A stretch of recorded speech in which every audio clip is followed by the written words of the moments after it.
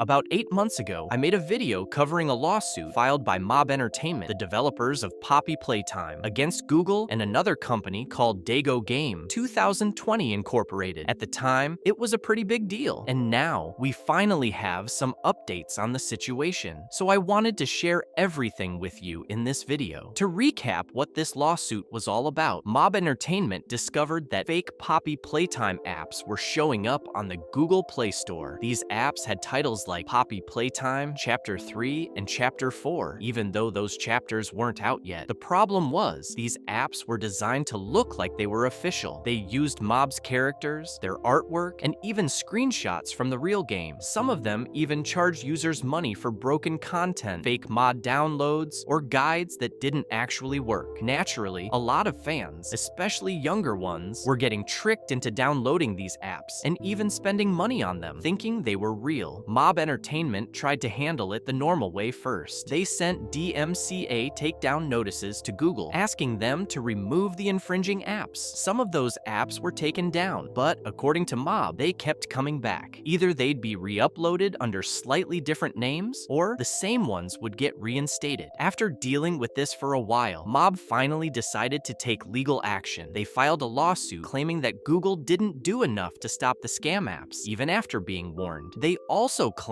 that this failure on Google's part could mean they no longer qualify for the legal protections normally given to platforms under copyright law. Now let's talk about the recent updates. The case is still active, and as of now, there hasn't been a public response from Google with a full explanation or defense. The court hasn't issued a final decision either. So yes, this lawsuit is still in progress, and we may hear more about it over the coming months. Mob is asking for at least $150,000 in damages for each fake app. They also want an official court order to stop these kinds of scams from happening again, and they're asking for the money that was made through those fake apps to be returned. This lawsuit is not just about protecting a brand, it's also about protecting players, especially younger fans who may not know how to tell the difference between official and fake apps. When a fake app shows up on a store like Google Play, it can look totally legitimate to someone who just wants to play the next chapter of their favorite game. That's why Mob Entertainment is fighting back. They're making it clear that developers have the right to defend their work, and that platforms like Google should take more responsibility when it comes to removing harmful or misleading content. It's also a reminder to all of us to be careful when downloading apps, especially when it's a popular game like Poppy Playtime. Always check that you're downloading from the official developer, and if something looks off, it probably is. So that's the latest on the lawsuit. No big court decision yet, but Mob is standing their ground, and it looks like they're determined to see this through. If anything major happens with the case, I'll be sure to cover it in another update. Let me know in the comments. Have you ever come across one of those fake Poppy Playtime apps? Did you almost download it or even try it? I'm curious to hear your experiences. Thanks for watching.